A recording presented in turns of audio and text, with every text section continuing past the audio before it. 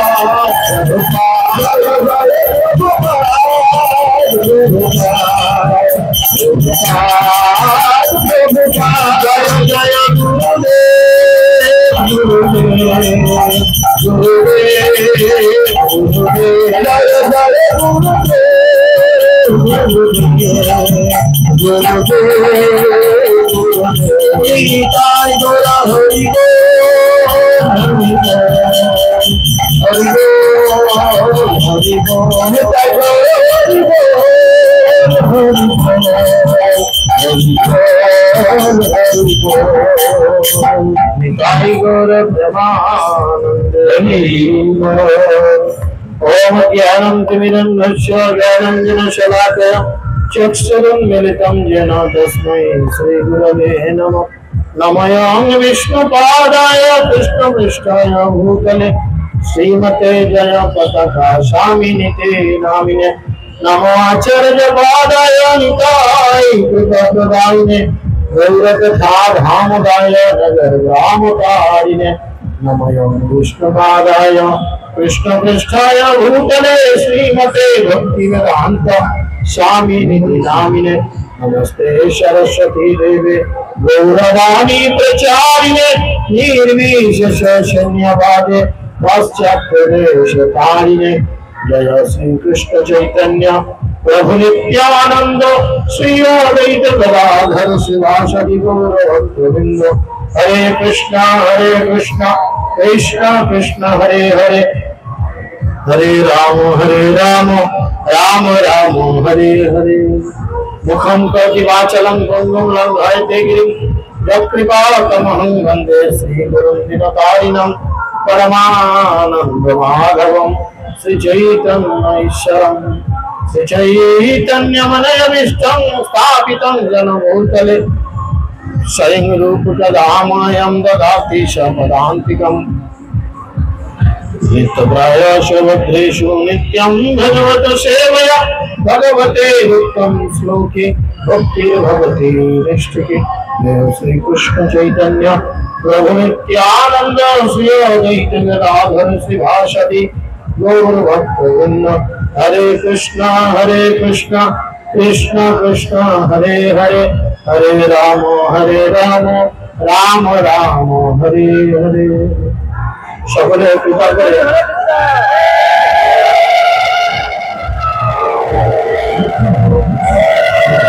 সকলে কৃপা করে আশ্রয় করুন আর আমার করে বলে গেলেন ওম নমো ভগবতে বাসুদেবায়। ओम नमः भगवते वासुदेवाय। ओम नमो भगवते वासुदेवाय। हरि ओम तत्सत्। हरे कृष्ण। सर्वप्रथम সকলকে আন্তর্জাতিক কৃষ্ণ ভগবানিত সংঘ তথা ইস্কন নামহট্টের পক্ষ থেকে শুভ নববর্ষের প্রীতি শুভেচ্ছা এবং অভিনন্দন জ্ঞাপন করি এবং ইস্কন প্রধান কার্যালয় চন্দ্রগড় মন্দিরের পক্ষ থেকে সকলকে শ্রীধাম মায়াপুরের সুস্বাগতম। ভাগবতীয় কথা শুরু করার প্রারম্ভে মদীয় গুরু পাদপদ্ম শ্রী শ্রীমৎ জয়পতাকা স্বামী গুরুদেবের শ্রীচরণ কমলে অনন্ত কোটি ধন্যবাদ প্রণতি জ্ঞাপন করে ওনার কৃপা করুণা আশীর্বাদ প্রার্থনা করি এবং परम गुरुदेव इस्कনের প্রতিষ্ঠাতা आचार्य अभय चरण अरविंद भक्ति वेदांत स्वामी श्री प्रभुपाद ওনার শ্রীচরণ কমলে ধন্যবাদ প্রণতি জ্ঞাপন করে ওনার কৃপা করুণা এবং আশীর্বাদ প্রার্থনা করি এবং উপস্থিত সকল পিতৃমণ্ডলী মাতৃমণ্ডলী ভাই এবং সকলের শ্রীচরণে আমি গোপীজন বল্লভ দাস অনন্ত কোটি ধন্যবাদ প্রণতি জ্ঞাপন করি এবং আপনাদের সকলের কৃপা করুণা এবং আশীর্বাদ প্রার্থনা করি। তো আজকে একটি বিশেষ দিন, আপনারা সকলেই জানেন আজকে ইংরেজি নববর্ষের প্রথম দিন। তো গীতা বা ভাগবতের যে শিক্ষা আমরা পাই জীবনে, গীতা ভাগবতের যে শিক্ষা আমরা আমাদের জীবনে পাই, তার থেকে কতগুলি শিক্ষা নিয়ে আমরা আজকে কিছু আলোচনা করার চেষ্টা করব। তো সেই আলোচনার বিষয়বস্তু হচ্ছে, আমরা এই যে মানব দেহ পেয়েছি, এই মানব দেহ কেবলমাত্র দুর্লভ নয়, এই মানব দেহ সুলভ নয়, এই মানব দেহ হচ্ছে সুদুর্লভ। অর্থাৎ আমরা ভগবানের সৃষ্ট যে 84 লক্ষ কোটি যোনি রয়েছে, তার মধ্যে 4 লক্ষ হচ্ছে মনুষ্য যোনি এবং 80 লক্ষ বিভিন্ন গাছপালা, কীট পতঙ্গ, জলচর ইত্যাদি ইত্যাদি যোনি রয়েছে। আমরা সকলে সেই সমস্ত যোনি অতিক্রান্ত করে আজকে এই দেবতাদের দুর্লভ মানব যোনি প্রাপ্ত হয়েছে। তো মানব যোনি প্রাপ্ত হওয়ার মুখ্য উদ্দেশ্য কি? মানব যোনি প্রাপ্ত হওয়ার মুখ্য উদ্দেশ্য হচ্ছে ভগবানকে জানা এবং ভগবানের সন্তুষ্টি বিধান করে যে যার নিজের ঠিকানায় ফিরে যাওয়া। তো দ্বাদশ মহাজনের অন্যতম একজন মহাজন রয়েছেন, আপনারা সকলেই জানেন, প্রহ্লাদ মহারাজ। সকলের নাম শুনেছেন প্রহ্লাদ মহারাজ? তো প্রহ্লাদ মহারাজ হচ্ছেন দ্বাদশ মহাজনের অন্যতম একজন। তিনি সমস্ত দৈত্য বালকদের কাছে উপদেশ প্রদান করছেন এবং তিনি যখন স্কুলে ছিলেন, যখন ওনার বয়স মাত্র 3 থেকে 4 বছর, তখন তিনি মানব জীবনে আমাদের কি করণীয়, কিভাবে জীবনযাপন করা উচিত, সেই সম্পর্কে উনি শিক্ষা দিচ্ছেন। উনি যখনই প্রথম শিক্ষা দিতে আরম্ভ করেছেন, তার প্রথম কথাটি ছিল কৌমারং আচরেৎ প্রাজ্ঞ, অর্থাৎ খুব শৈশব থেকে আমাদের কৃষ্ণ ভক্তির অনুশীলন করা উচিত। ভাগবতের 7ম স্কন্ধে 6 নম্বর অধ্যায়ে তিনি খুব সুন্দর করে এই কথা আলোচনা করছেন এবং বলছেন, শ্রী প্রহ্লাদ উবাচ কৌমারং আচরেৎ প্রাজ্ঞ ভগবান ভগবতং ইহ দুর্লভম মনুষ্যং জন্ম তৎপতি অর্ধবং অর্ধদং। অর্থাৎ প্রহ্লাদ মহারাজ বলছেন, প্রাজ্ঞ ব্যক্তি মনুষ্য জন্ম লাভ করে কি করেন না, জীবনের শুরু থেকেই তিনি বাল্যকাল থেকেই অন্যান্য সমস্ত প্রয়াস পরিত্যাগ করে ভাগবত ধর্ম অনুষ্ঠান করবেন। কেন না, তিনি বলছেন মানব জীবন বড় দুর্লভ এবং অন্যান্য শরীরের মতো সেটি অনিত্য হলেও অর্থপূর্ণ। এই শরীর হচ্ছে অনিত্য, অর্থাৎ আজকে রয়েছে, কয়েকদিন পর নাও থাকতে পারে, কয়েকদিন না কয়েক মুহূর্ত পর আমরা নাও রাখতে পারি, নাও দেখতে পারি। তাই এই শরীরের প্রকৃত ইউটিলাইজেশন, প্রকৃত ব্যবহার কি করা উচিত? ভগবত সেবায় নিবেদন করা উচিত। কারণ মানুষ্য জীবন আমরা লাভ করেছি ভগবানের সেবা করার জন্য। আমাদের আচার্যগণের মধ্যে শ্রেষ্ঠ আচার্য রয়েছেন, 7ম আচার্য যাকে বলা হয় সচ্চিদানন্দ ভক্তিবিনোদ ঠাকুর।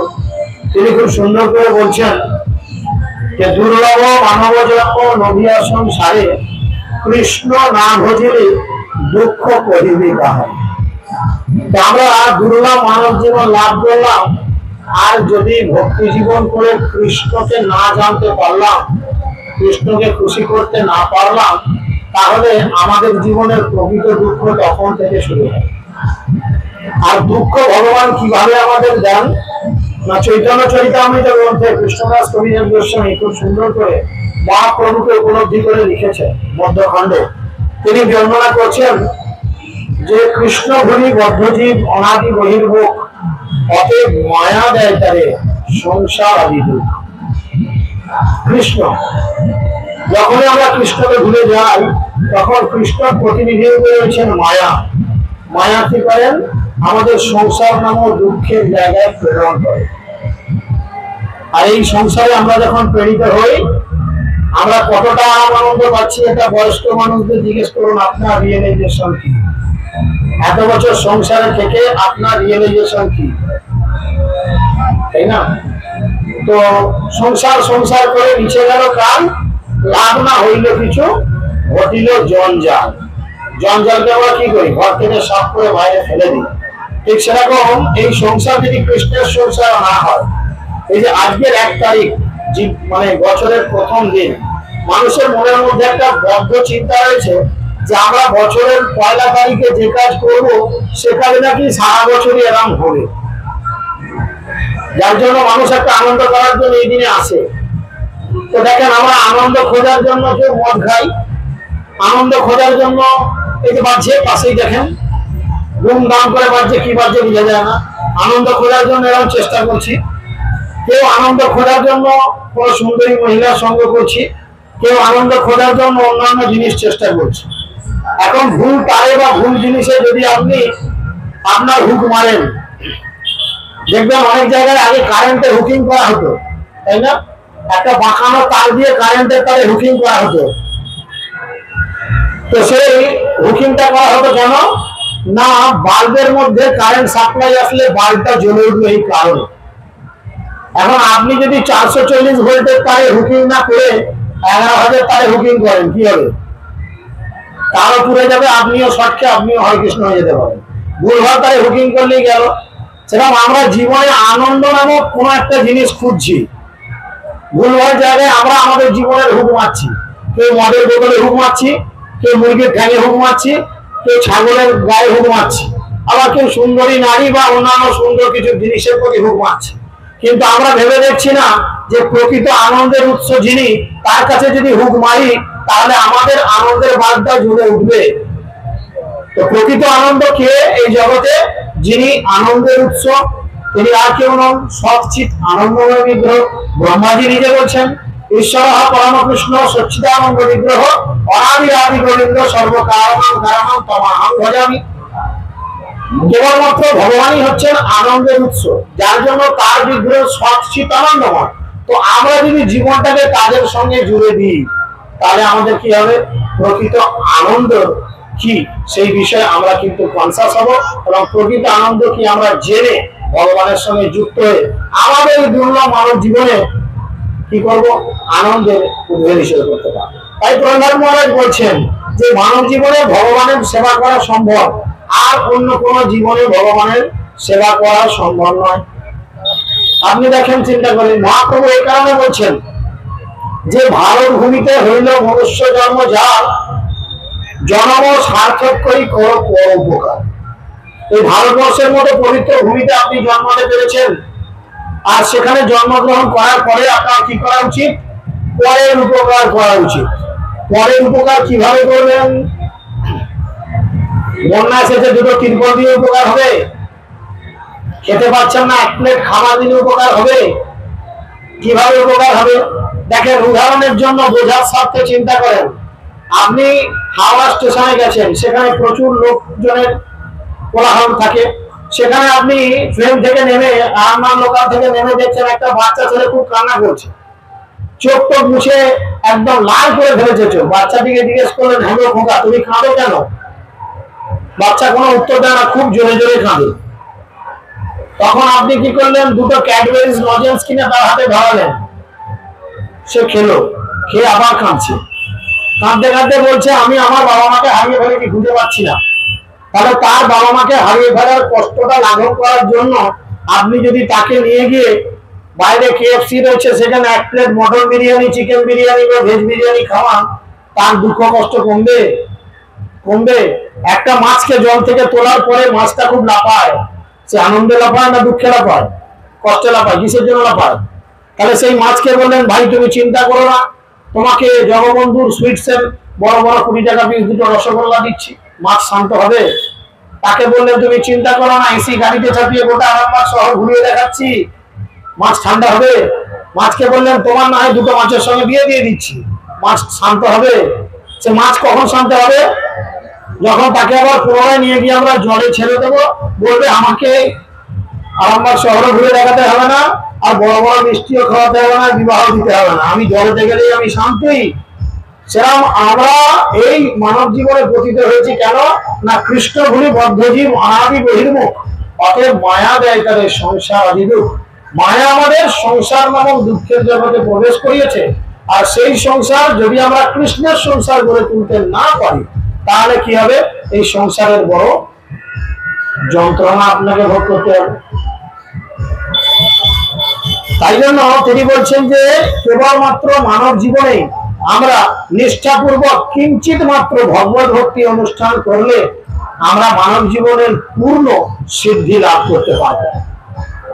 ভগবান শ্রীকৃষ্ণ গীতায় বলেছেন, আপনারা যারা গীতা পড়েছেন, গীতার দ্বিতীয় অধ্যায় সাংখ্যযোগে ভগবান 40 নম্বর শ্লোকে বলছেন, সেখানে কি বলছেন, স্বল্পস্য ধর্মস্য ত্রায়তে মহতো ভয়াৎ। আপনি ভগবানের জন্য অল্প কিছু যদি চিন্তা করেন, ভগবান আপনার জন্য অনেক কিছু চিন্তা করবেন।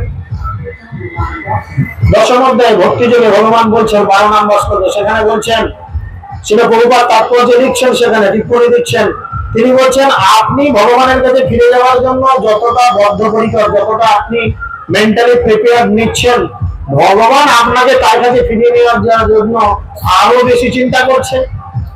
কারণ আপনি যদি এক পা ফিরে যান ভগবানের কাছে, ভগবানের সেবা করার জন্য, ভগবান আপনার কাছে বা ফিরিয়ে নিয়ে যাওয়ার জন্য ভগবান 100 পা এগিয়ে আসবেন। ওই জন্য ভক্তিবিনোদ ঠাকুর বলছেন, হ্যাঁ, যে এরকম দয়াল ঠাকুর কেউ নেই, মার খেয়ে প্রেম দেয় এমন দয়াল তো নাই রে।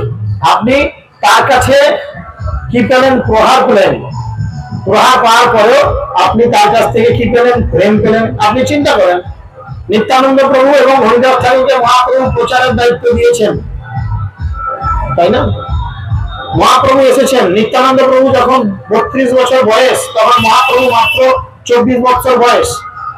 তখন তিনি নিত্যানন্দ প্রভু 12 বছর বয়সে গৃহত্যাগ করেছেন, কিন্তু 12 বছর বয়সে গৃহত্যাগ করার পরে তিনি কিন্তু কোনো প্রচারের দায়িত্ব নেননি। কেন না, যতক্ষণ না তিনি হায়ার অথরিটির পারমিশন পেয়েছেন। যেমন আজকে আমরা এখানে প্রচার করছি, আর যারা আমরা গোটা মহকুমা জুড়ে আমরা বিভিন্ন ভক্তরা বিভিন্ন ভাবে প্রচার করছি, এটা আমাদের হায়ার অথরিটি পারমিট করেছেন, তাই আমরা প্রচার করছি। তো মহাপ্রভু হচ্ছেন যে হায়ার অথরিটি, তিনি এসে নিত্যানন্দ প্রভুকে বললেন, নির্দেশ করলেন, শোনো শোনো নিত্যানন্দ, শোনো হরিদাস, আমার একটা সর্বত্র করহ প্রকাশ, প্রতি ঘরে ঘরে গিয়ে করো এই ভিক্ষা। কি ভিক্ষা করতে বলেছেন? চাল দাও, আলু দাও, মুড়ো দাও, বেগুন দাও, পটল দাও। ছোট 1 টাকার কয়েন চলবে না, বড় 2 টাকার কয়েন দাও। কি ভিক্ষা করতে বলেছেন? 3টে জিনিস বলেছেন। গৃহস্থের বাড়িতে গিয়ে তোমরা জোড়হাত করে বলো, শুধু কি বলো, কৃষ্ণ, মুখে কৃষ্ণ নাম উচ্চারণ করো, ভজ কৃষ্ণ, কৃষ্ণের ভজনা করো, আর কি করো, করো কৃষ্ণ শিক্ষা। কৃষ্ণের যে শিক্ষা, শ্রীমদ ভাগবত গীতায় ভগবান যে শিক্ষা দিয়েছেন, ধর্ম সম্পর্কে তিনি আমাদের যে কনসাস করেছেন, ধর্ম বলি, হ্যাঁ, বেদে যারে চেনে। ধর্ম কথার অর্থ কি? ধর্ম কাকে বলছে? আমরা ধর্ম ধর্ম করলে খুব লাফাই। ধর্ম কথার অর্থ কি? শাস্ত্র বলছে ধর্ম তো সাক্ষাৎ ভগবত প্রণীত, অর্থাৎ ভগবান মুখে যে কথা আমাদের কাছে বলেছেন সেটাই হচ্ছে ধর্ম। ভগবান কোথায় কি বলেছেন? আপনি গীতা খোলেন, গীতাতে ভগবান বলেছেন আপনি কিভাবে জীবনযাপন করবেন, আপনি কিভাবে খাবেন, নিবেদন করার কতক্ষণ আগে রান্না করবেন, তাই না? উত্তরায়ণকালে মৃত্যু হলে আপনার কি গতি হবে, দক্ষিণায়নকালে মৃত্যু হলে আপনার কি গতি হবে, কিভাবে আপনি ভগবানকে ভোগ নিবেদন করবেন, আর কি কি নিবেদন করবেন, কিভাবে আপনি নিবেদন করবেন বলেছেন।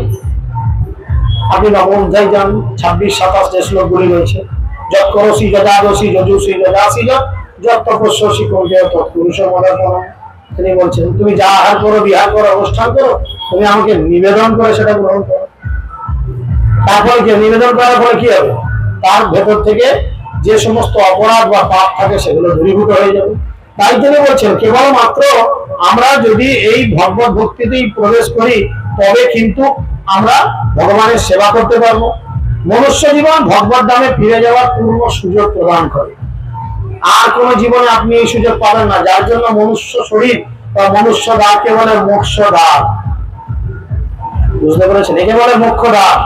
আর এই জন্ম পাওয়ার পরে শ্রীশ্রীমৎ জয়পতাকা স্বামী গুরু মহাদেবের মতো এরকম গুরুদেব আমাদের সান্নিধ্যে থাকার পরে শ্রীল প্রভুপাদের কৃপালাভ করার পরেও যদি আমরা তার কাছে ফিরে যাওয়ার কোন রকম প্রচেষ্টা না করি, এটা হবে আমাদের জীবনের বড় বোকা।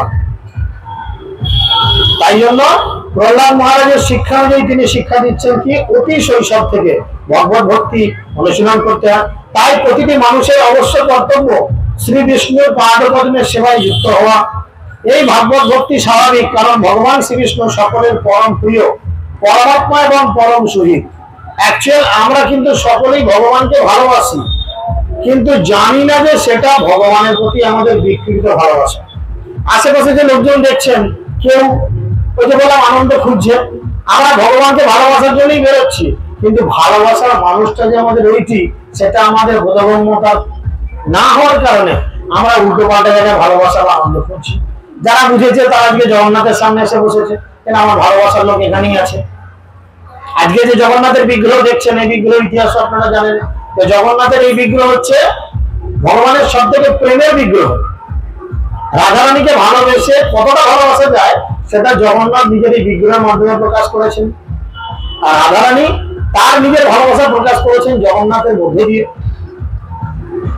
দেখেন সারাটা জীবন প্রায় 100 বছর, হিসেব মতো 113.5 বছর।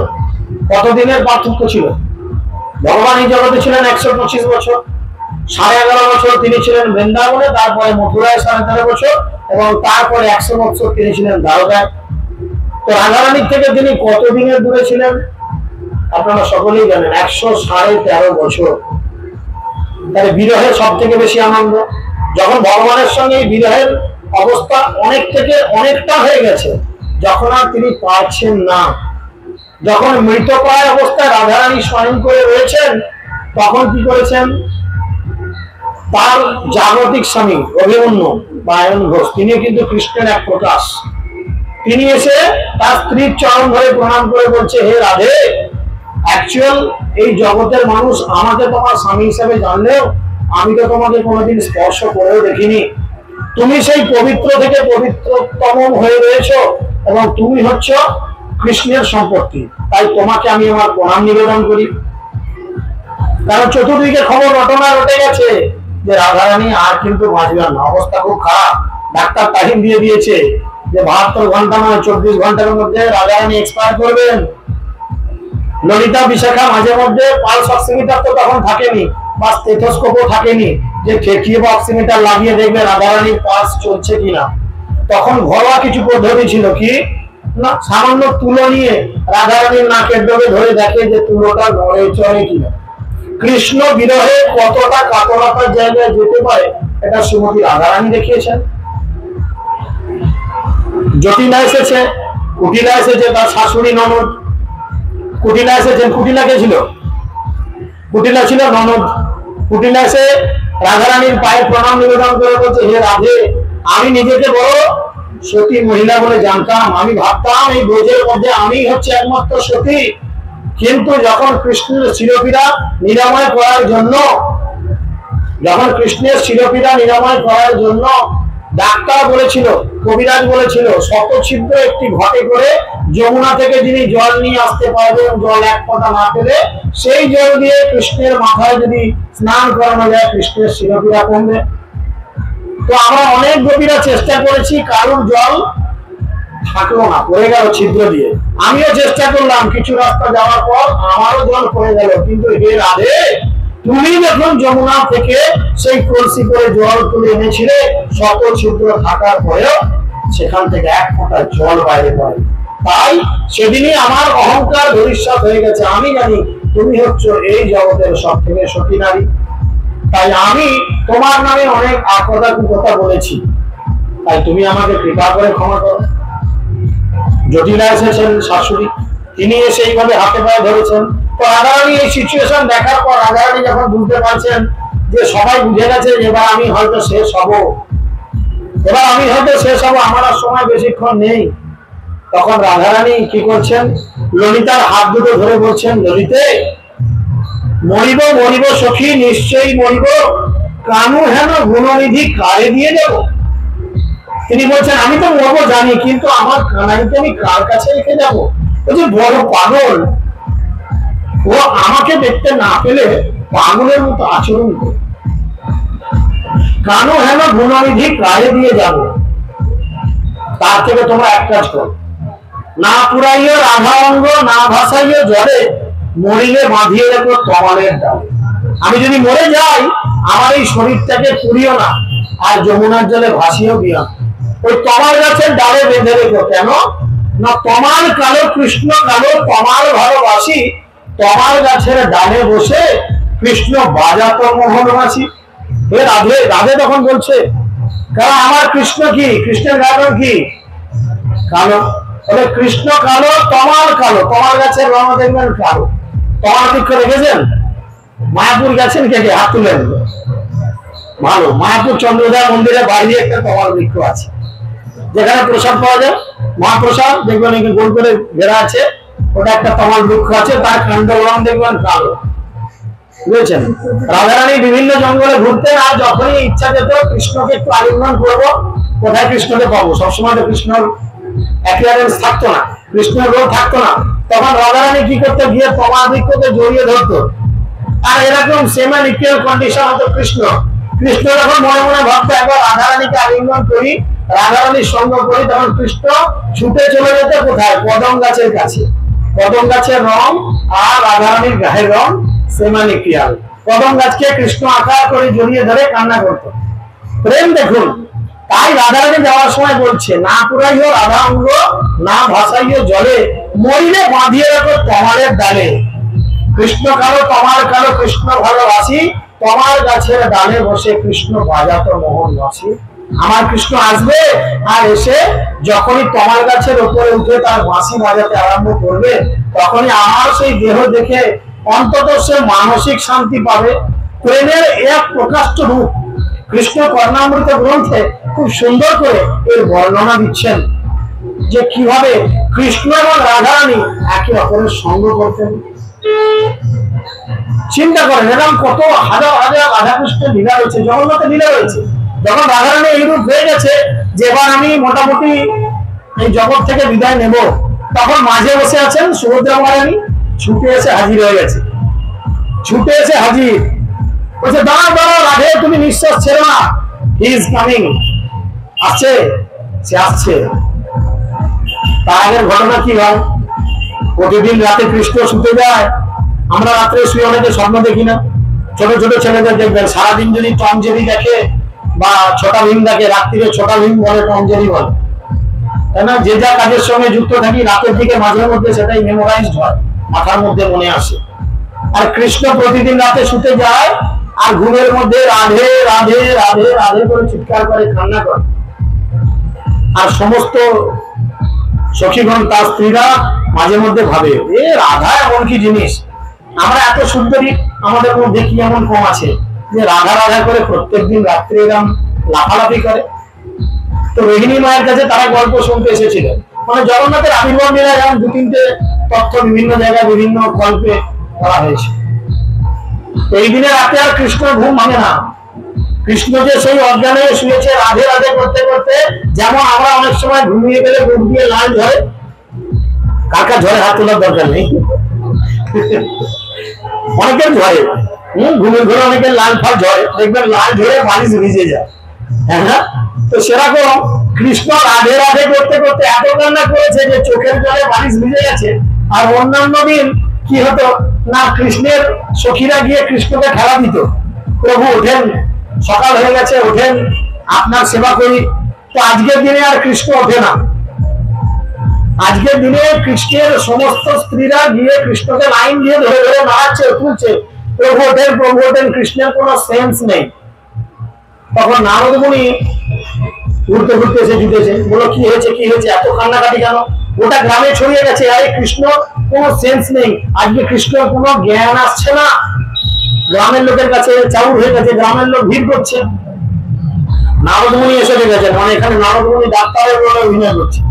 নারদ মুনি এসে পালস টালস দেখে বলছে, আরে ইনি তো বেঁচে রয়েছেন, তাহলে আগামী দিনে কি হয়েছিল, কি এমন হয়েছিল যে এরকম অজ্ঞান হয়ে গেছে? আমরা রুগী পত্তলে জিজ্ঞেস করি না, কি করে আঘাত লাগলো, কোথায় সাইকেল চালাচ্ছিলি, কার সঙ্গে ধাক্কা লেগেছে, সেরকম জিজ্ঞেস করেছে নারদ মুনি যে কি ব্যাপার, কি হয়েছে, কি ঘটনা। তখন তার সখীগণ, তার স্ত্রীরা বলেছেন যে কালকে রাতে বড্ড বেশি রাধা রাধা করতে করতে কাঁদে কাঁদে এরম হয়ে গেছে, দাঁতে দাঁত লেগে গেছে, আর করে না। তো নারদ মুনি তখন বিচার করে দেখলেন যে আমি পারবো জ্ঞান ফেরাতে, কিন্তু যদি জ্ঞান ফিরে যায় তাহলে কিন্তু ওকে বিছানায় রাখা মুশকিল হয়ে যাবে। আছে না কিছু কিছু পাগল আছে এরকম, ডাক্তার বলে ইঞ্জেকশনের যতক্ষণ অ্যাকশন থাকে চুপচাপ, ইঞ্জেকশনের অ্যাকশন কেটে গেলেই কিন্তু মাঠ ভোর ছেঁড়াছড়ি করবে, জ্ঞান ফেরার সাথে সাথে আবার ইঞ্জেকশন দিতে হবে যাতে সে অজ্ঞানী থাকে। তাই নারদ এখানে সমস্ত কিছু পর্যবেক্ষণ করে বললেন যদি এর জ্ঞান ফিরিয়ে দিয়েছি তাহলে কিন্তু একে ঘরে রাখা মুশকিল, কারণ এ অজ্ঞান হয়েছে কি বলে অজ্ঞান হয়েছে? রাধে রাধে, বুঝেছেন? রাধে রাধে বলে অজ্ঞান হয়েছে। তাহলে এই সময় কি করতে হবে না, জ্ঞান ফিরলেই ওর গাড়িতে চাপবে। আমাদের যেমন টাইম হয়ে গেলে গাড়ি ঘোড়া চলো টাইম হয়ে গেছে, নেক্সট ক্লাসে যেতে হবে, 1 মিনিট টাইম দেওয়া যাবে না। সেরকম কৃষ্ণ কিন্তু জ্ঞান ফিরলে কৃষ্ণ গাড়িতে চাপবে। আর তখন তো আমাদের মধ্যে এখন ওয়াগনার বা সুইফট বা বোলেরো থাকেনি, তখন সবার ছিল রথ, তাই না? কৃষ্ণ রথ, আর কৃষ্ণ রথের তখন ড্রাইভার ছিল আলাদা, বুঝেছেন? ড্রাইভারের নাম হচ্ছে, কৃষ্ণের ড্রাইভারের নাম জানেন? কৃষ্ণের ড্রাইভারের নাম হচ্ছে দারুক। নারদ মুনি বলেছে দারুক যাও তুমি স্টিয়ারিং এ বসে গাড়ি স্টার্ট দাও, দিয়ে অ্যাক্সিলারেটরে পা দিয়ে রাখো। কেন না, যেমনি কৃষ্ণ চাপবে তুমি একদম 100 গতিতে সাঁ করে নিয়ে বৃন্দাবন চলে যাবে, নাহলে বাঁচানো যাবে না, মুশকিল আছে। নারদ মুনি জানে কৃষ্ণকে বাঁচাবো কিভাবে, কৃষ্ণ কি করে জ্ঞান ফেরাবো। সবাই কান্নাকাটি করছে, সমস্ত স্ত্রীরা ভাবছে কৃষ্ণ এক্সপায়ার, ওকে বাঁচানো মুশকিল, কান্না দিতে দিয়েছে। নারদ মুনি বলছে গাড়ি রেডি আছে? বলে হ্যাঁ। স্টার্ট দিয়েছে? বলে হ্যাঁ। এবার কৃষ্ণর কানের কাছে যাওয়ার আগে বলছে বলরাম তুমি সুভদ্রাকে নিয়ে আগে চলে যাও বৃন্দাবনে, কারণ দাদা যাবে, ভাই যাবে, কৃষ্ণ যাবে, এই কথা রাধারানী এবং গোপীদের কাছে খবর দাও, তাহলে তারা তো সব সেজে গুজে নেই। দেখুন ভগবানের কাছে 64 সেবা অপরাধ রয়েছে। ভক্তি রসামৃত সিন্ধু মধ্যে রূপ গোস্বামী 64 নামক সেবা অপরাধের কথা বলেছে, তার মধ্যে এইটা একটা অপরাধ কি না, ভগবানের কাছে একদম মানে আলু ফালু দেশে আসা উচিত না, ঘুম থেকে উঠে চুলফুল আজরালেন না, সেই তেলেবেলা রাক্ষসী টাইপের হয়ে গেল চুলফুল, সেইভাবে ভগবানের সামনে আসা উচিত না। আবার ভগবানের কাছে অতি কালারফুল ড্রেসও আসা উচিত না, বিশেষ করে নীল বা এই জাতীয় কিছু কালার। দেখবেন ভক্তি রসামৃত সিন্ধুতে পরিষ্কার লেখা আছে, কেন না কৃষ্ণ অলওয়েজ রাধারানীর জন্য পাগল, আর অন্য কারোর জন্য। তাহলে আমি এমন কোন বেশভূষা করবো না যার জন্য কৃষ্ণ রাধারানীর থেকে চোখ সরিয়ে তোমার দিকে আমার দিকে দেখবে, তাহলে কি আবার রাধারানীর চরণে অপরাধ হবে? এগুলো ভক্তি রসামৃত সিন্ধু গ্রন্থ ফলো করা দরকার আমাদের ভক্তি জীবনের জন্য। তাই বলরামকে পাঠিয়ে দিল আগে, বলরাম তুমি তোমার গাড়ি নিয়ে আগে চলে যাও। সুভদ্রাকে আগে পাঠিয়ে দিয়েছে, আর কৃষ্ণ এখনো কিন্তু শুয়ে আছে, তার ঘুম ভাঙেনি। নারদ মুনি কানের কাছে গিয়ে বলেছেন মন্ত্র।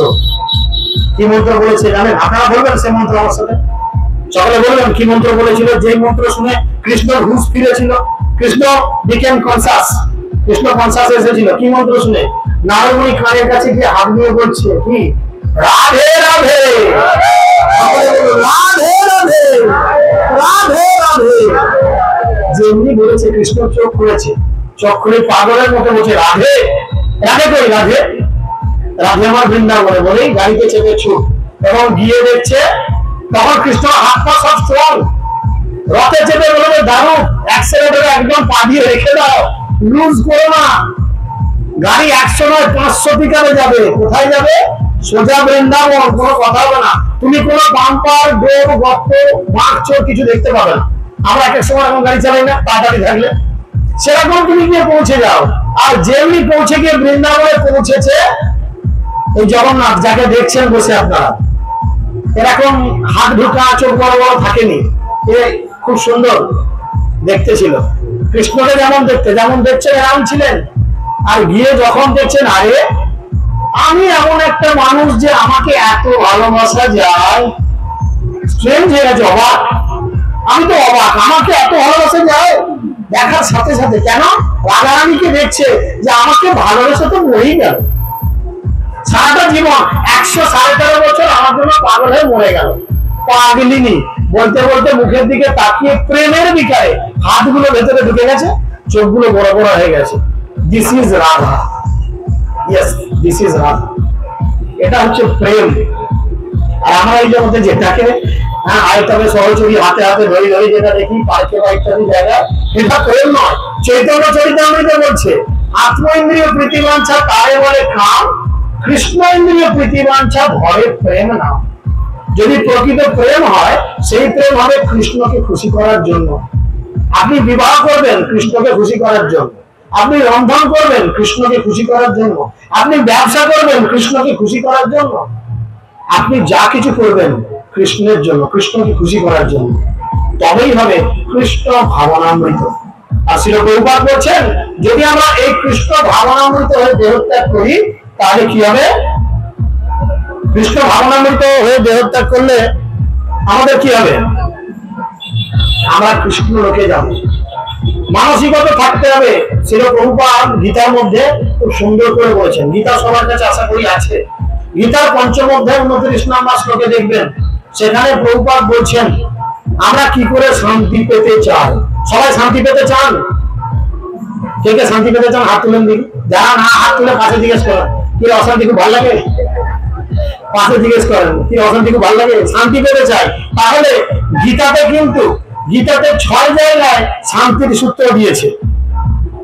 আমরা কিন্তু বেশিরভাগ ভক্ত হয়ে যাবি এক জায়গায়, কিন্তু না, যারা গীতাকে খুব ভালো করে স্টাডি করবেন দেখবেন গীতাতে ভগবান 6 জায়গায় শান্তির সূত্র দিয়েছে। প্রধান দিয়েছে পঞ্চম অধ্যায়ের 29 নম্বর শ্লোক। সেখানে ভগবান বলছেন ভক্তারাং যোগ্য তপস্যাং সর্বলোক মহেশ্বরং সুবিধাং সর্বভূতানাং ব্যাপ্তা মামি শান্তি বিচ্ছতি। অর্থাৎ সমস্ত কিছুর ভোক্তা যখন কেউ আমাকে বুঝে যায় তখন কি হয়?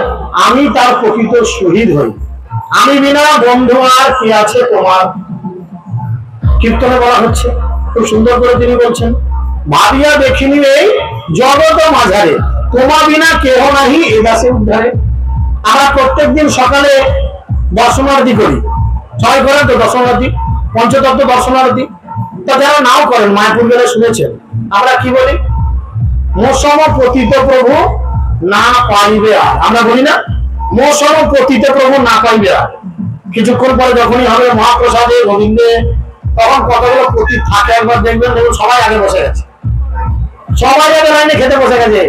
আরে তুই যে পতিত, পতিত মানে তো সবার শেষে কিছু পড়ে থাকলে খাবি, সবার থেকে ছোট, তবেই তো সে পতিত। না প্রভু আমার তাড়াতাড়ি আমাকে আগে খেতে দেয়। এই কেমন আমাদের ভক্তি জীবন করা বলেন?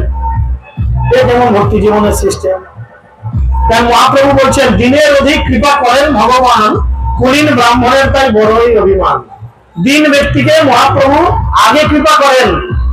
দিন মানে গরিব মানুষ নয়, কিন্তু এটা ভুল করবেন না। দিন মানে কি? দিন ব্যক্তি মানে কি? যিনি নিজেকে সবসময় সবার থেকে ছোট ভাবেন। এখনো যদি বৃষ্টি হয়, এই বিল্ডিংটা উঁচু, বৃষ্টির জলটা এর উপর আগে পড়বে, কিন্তু বৃষ্টির জল কতক্ষণ ওখানে স্থায়ী হবে? সঙ্গে সঙ্গে পড়ার সাথে সাথে গড়িয়ে নিচে আসবে। আর নিচে কোথায় বৃষ্টির জলটা জমবে? কোথায় জমবে? যেখানটা নিচু বা গর্ত, সব থেকে নিচু জায়গায় বৃষ্টির জলটা গিয়ে জমবে, তাই না? সেরকম মহাপ্রভু এই জগতে সকলকে কৃপা করছেন, কিন্তু সেই কৃপা হৃদয় ধরে রাখার জন্য আমাদের কি হতে হবে? দিন হতে হবে। দিনের অধিক কৃপা করেন ভগবান, কুলীন ব্রাহ্মণের তাই বড়ই অভিমান।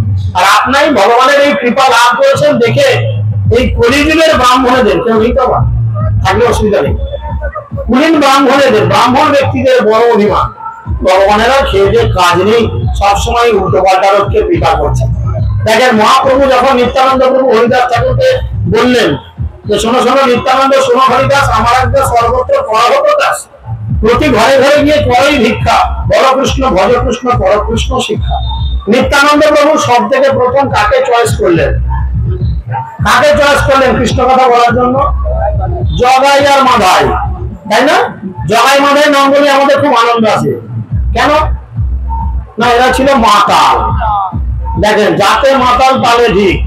পূজ্যপাদ পদ্মনাথ প্রভুর প্রবচনের মধ্যে শুনেছি অনেকবার প্রভু বলেন যে জগাই মাধাই কিন্তু মহাপ্রভুর আর নিত্যানন্দ প্রভুর কিভাবে ছিল কেন জানেন?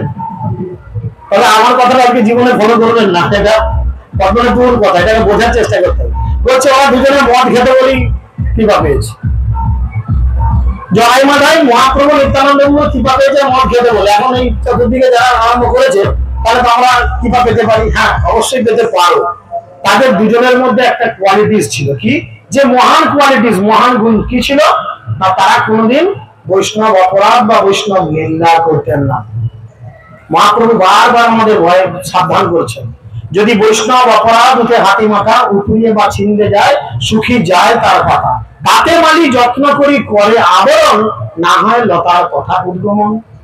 আমাদের জীবনে সব কিছু হবে, গাড়ি বাড়ি সুন্দরী নারী টাকা পয়সা ব্যাংক ব্যালেন্স সবকিছু হবে, এভরিথিং, যদি জীবনে বৈষ্ণব অপরাধ এক ইঞ্চি থাকে, তিনার ভেদ বৈষ্ণব অপরাধ যদি থাকে, আপনার সব হবে। কিন্তু আসল জিনিসটা হবে না কি, যে জন্য আমরা এত কিছু করছি, যে জন্য একটা মেয়ে ভুরু প্লাক করছে, যে জন্য একজন মুখে ফেসিয়াল ব্লিচ করছে, যে জন্য মানুষ এত কিছু করছে, কেন?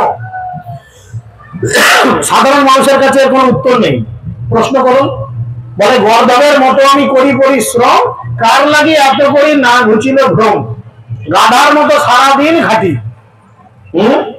গাধা তো এক মুঠো ঘাস পেলেই খেয়ে শান্তি।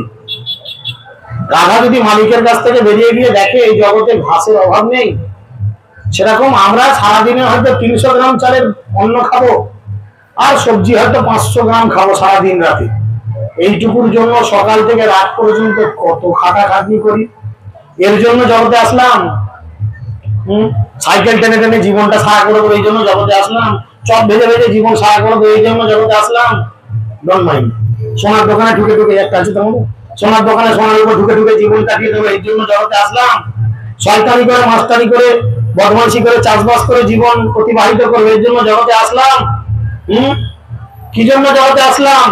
কৃষ্ণ ভজিবার পরে সংসারেতে আসলি, নিচে মায়ায় বদ্ধ হয়ে এই যে হয়েছে বৃক্ষ সম হলি, তাই না? তাই এই জীবন বড়ই দুর্লভ।